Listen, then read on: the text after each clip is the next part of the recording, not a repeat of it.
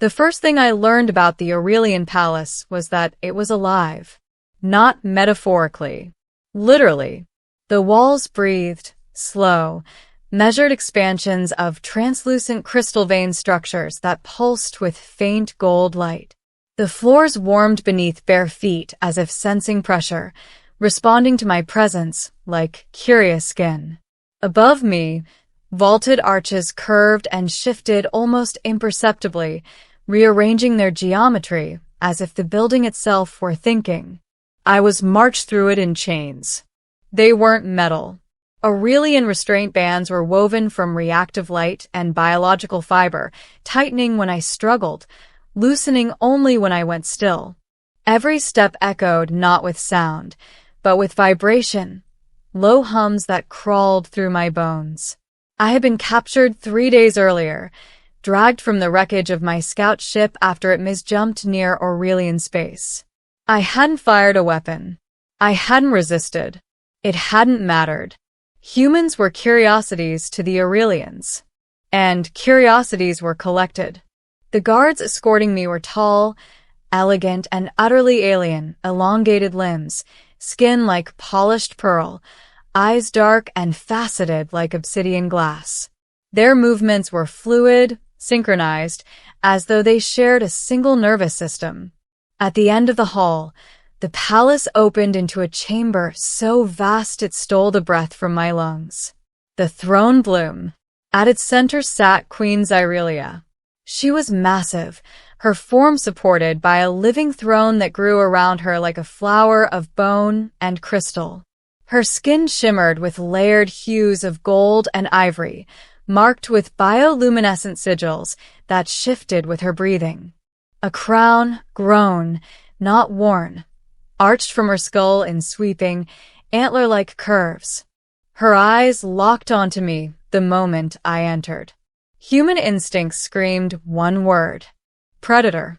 So, she said, her voice resonating not just in my ears but in my chest, vibrating organs and thoughts alike. The stray from the stars wakes. I was forced to my knees. I didn't come here willingly, I said, my voice hoarse but steady. My ship malfunctioned. The Queen's lipless mouth curved in something resembling amusement. Intent is irrelevant, she replied. You cross the veil. You live because I allowed it. Her gaze sharpened. And you remain alive because I have not decided otherwise. I swallowed. What do you want from me? A pause. Then, softly, almost thoughtfully, I want to understand you. That was when I realized something far worse than execution awaited me. I was to be studied. The days that followed blurred into a strange rhythm of confinement and interrogation.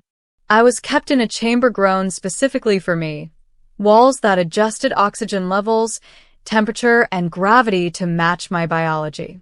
The Aurelians were nothing if not meticulous. Scholars came. Scientists. Military observers. They asked about Earth. About human fear responses. About emotional attachment. About pain tolerance. About loyalty. And always, the Queen watched. Sometimes in person. Sometimes through the palace itself, its walls glowing faintly when her attention turned toward me. I learned quickly that Queen Zyrelia ruled through absolute authority. Her word was law, her will final. But there was something else beneath that iron control. Urgency. Something in the empire was fracturing. I heard it in the hushed tones of guards. Saw it in the nervous flickers of biolight along palace corridors. Felt it in the Queen's increasing impatience. And then one cycle, everything changed. I was summoned again to the throne bloom. But this time, the chamber was empty of scholars. Empty of guards. Only the Queen awaited me. You are intelligent, she said, studying me closely. Adaptable. Emotionally resilient. Is that a compliment? I asked. It is a calculation, she replied. One that has reached its conclusion. The living throne shifted, petals folding inward. There is a path to your freedom, Queen Zyrelia said. My heart pounded. And the cost? Her eyes glowed brighter. You will marry my daughter. Middle, the daughter of the Empire. Princess Saralith was nothing like I expected. I imagined someone cold, distant, molded by royal cruelty. Instead, when she entered the garden chamber where we first met, she looked lonely. She was tall like the other Aurelians, but her movements were hesitant, as if she were constantly holding herself back. Her skin shimmered with softer hues, lavender and silver instead of imperial gold. Her eyes, wide and faceted, reflected light like fractured starlight. She studied me with open curiosity. So, she said, tilting her head slightly, you are the human. I guess I am, I replied. She smiled, and it wasn't practiced or political. It was awkward. Genuine. I've never met one before, she admitted. Mother keeps most things distant. That alone told me more than 1,000 court rumors. I learned the truth over the following cycles. The Aurelian Empire was destabilizing. Noble houses challenged Queen Xyrelia's rule, exploiting a legal vulnerability woven into ancient law. The throne required a bonded heir, a union recognized by both biology and ritual. Saralith was of age, but unbonded, and Aurelians could not bond without emotional resonance. Their biology rejected unions formed purely for power. Most political marriages failed, sometimes catastrophically. But humans were different. Our emotional systems were flexible, our biology adaptable.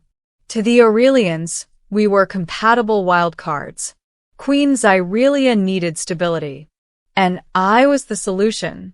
At first, Saralith treated the arrangement with polite detachment. We spent hours together under palace supervision, learning each other's languages, customs, histories. But something unexpected happened. We started talking. Really talking.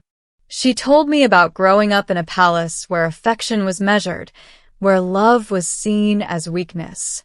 About watching potential suitors fail bonding trials and be quietly dismissed. About feeling like a living political device. I told her about Earth, about rain, about oceans, about ordinary people living ordinary lives. She listened like someone starving for something simple and real. I envy that, she said once, her bioluminescence dimming. To be unimportant. You're not unimportant, I replied softly. She met my gaze. That's what frightens me. The bonding trial approached faster than I expected. It wasn't a ceremony. It was an ordeal. We were placed within the heart chamber, a vast organic structure grown beneath the palace, pulsing with raw psionic energy. The chamber reacted to emotional truth. Lies caused pain. Fear caused separation. Connection was the only way through. When the trial began, the chamber flooded with light.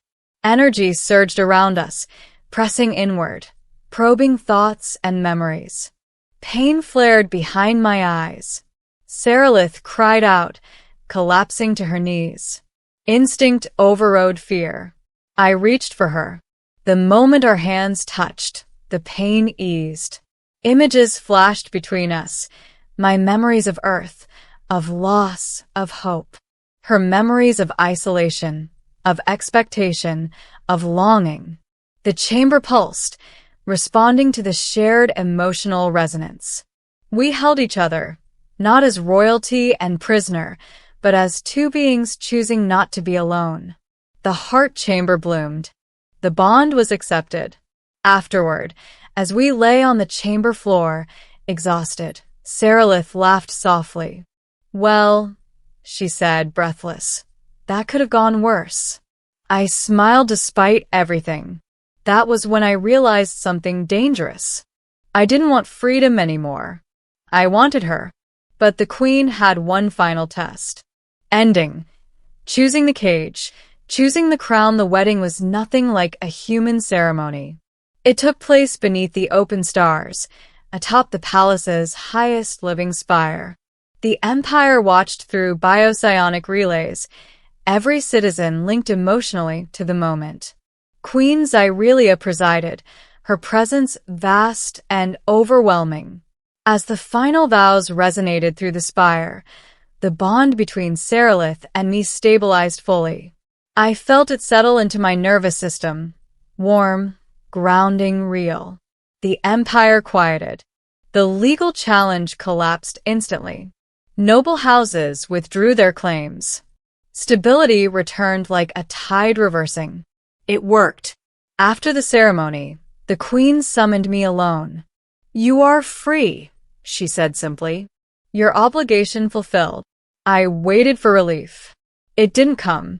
Serelith stood at the edge of the spire, staring out at the stars when I found her later. Her bioluminescence flickered uncertainly. "She says you can leave," Serelith said without turning. "If you wish." I stepped beside her. "And what do you want?" She hesitated. "I want honesty." I took a breath. "I was her prisoner," I said. But somewhere along the way, I stopped counting the days. She looked at me then, really looked at me. "I won't cage you," she said quietly. "Not even for love." I reached for her hand. "Good," I replied, "because I'm not staying out of obligation." Her eyes widened. "You're choosing this?" "I'm choosing you." Above us, the palace pulsed, listening. Days turned into cycles. Cycles into seasons. I was never treated as a captive again. I became an ambassador between species. A bridge between worlds. And eventually something more. Queen Zyrelia watched us carefully, but something in her gaze softened over time. Perhaps she saw that the empire had gained not just stability, but something rarer. A future that wasn't built on fear. Years later, when the queen finally stepped down, the transition was peaceful. Serelith ascended the throne, and I stood beside her, not as a prisoner, not as a pawn, but as her chosen partner. Sometimes I still thought about Earth, about the life I might have lived. But when Serelith's hand found mine, and the living palace hummed with quiet approval, I knew the truth. I had come here by accident. I had stayed by choice. And in the end, the cage I feared had become a home. The first real test of my freedom came 3 days after the coronation. That was how long it took for someone to try to kill Serelith. The attempt was subtle. Aurelian assassinations always were. No blades, no explosions. Instead, a harmonic disruption woven into the palace's living nervous system, designed to destabilize the queen's neural bond with the throne. If successful, it would have caused a catastrophic feedback surge, lethal to her, deniable to everyone else. I felt it before the palace reacted. The bond Serelith and I shared flared hot, a spike of panic and pain echoing through my chest. I was out of bed and running before alarms even sounded, barefoot on corridors that writhed in distress beneath my feet. I found her in the throne bloom, kneeling, one hand pressed against the living structure as it convulsed around her. "Don't touch it," a guard shouted. I ignored them. The moment I grabbed Serelith's arm, the disruption slammed into me like a wave. White pain. Screaming resonance. I tasted blood. But humans, I had learned, were good at one thing Aurelian struggled with. Endurance. I grounded myself in something simple, solid. Her presence. Her warmth. The quiet certainty that she was not alone. "Focus on me," I said through clenched teeth. "Not the throne. Me." Her eyes locked onto mine, luminous and terrified. "I'm here," she whispered. The palace stilled. The disruption collapsed, redirected harmlessly into the deeper biolayers of the structure. Somewhere far below, something screamed and died, an infiltrator consumed by the palace's immune systems. When it was over, I collapsed beside her, shaking. The guards stared. So did the nobles watching through remote perception. For the first time, the Empire truly understood something. I was not decoration. I was not leverage. I was part of the throne. After that, resistance faded quickly. Queen Zyrelia summoned me one final time before her abdication. She looked smaller than she once had, her bioluminescence dimmer but calmer. You have altered the Empire, she said. Not accusation. Statement. I didn't plan to, I replied. No, she agreed. That is why it worked. She studied me for a long moment. I caged you, she said. And you could have fled the moment it opened. I thought about it, I admitted. Her crown shifted faintly, a sign of restrained emotion. Why did you stay? I thought of Saralitha's laughter in the garden chambers, of her quiet wonder at human music, of the way the palace hummed differently when she was at peace. Because freedom doesn't always mean leaving, I said. Sometimes it means choosing where you stand. Queen Zyrelia inclined her head. Then rule well, she said. Both of you. Her reign ended that day. Saralitha's began not with spectacle, but with reform. She dismantled the rigid caste expectations that had strangled the empire for centuries. She opened diplomatic channels not only with Earth, but with dozens of species previously treated as subjects rather than allies. And she listened. To advisors. To citizens. To me, especially when I disagreed with her. That surprised the court more than anything else. Years passed. I aged. She did not in the same way. Aurelians lived long, graceful lives. We spoke about it openly, honestly. About time.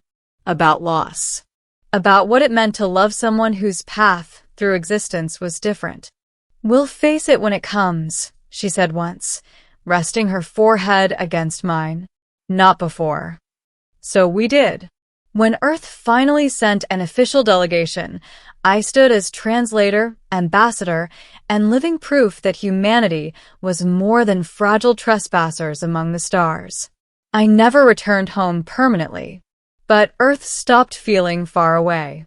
On the 20th cycle of Saralitha's reign, the palace bloomed brighter than it ever had. The living walls resonated with quiet joy. I stood beside her on the spire, watching twin suns dip below the horizon. Do you regret it? She asked softly. The day Mother gave you that choice. I thought of chains made of light, of fear, of a future I never imagined. No, I said, because it was never really about freedom. She smiled, slipping her hand into mine. It was about belonging. And as the palace hummed its approval, as an empire thrived not on domination but connection, I understood the truth completely. I had come to this world a prisoner. I stayed because I was loved. And in choosing her daughter, the queen had not only saved her throne, she had changed the fate of two species forever.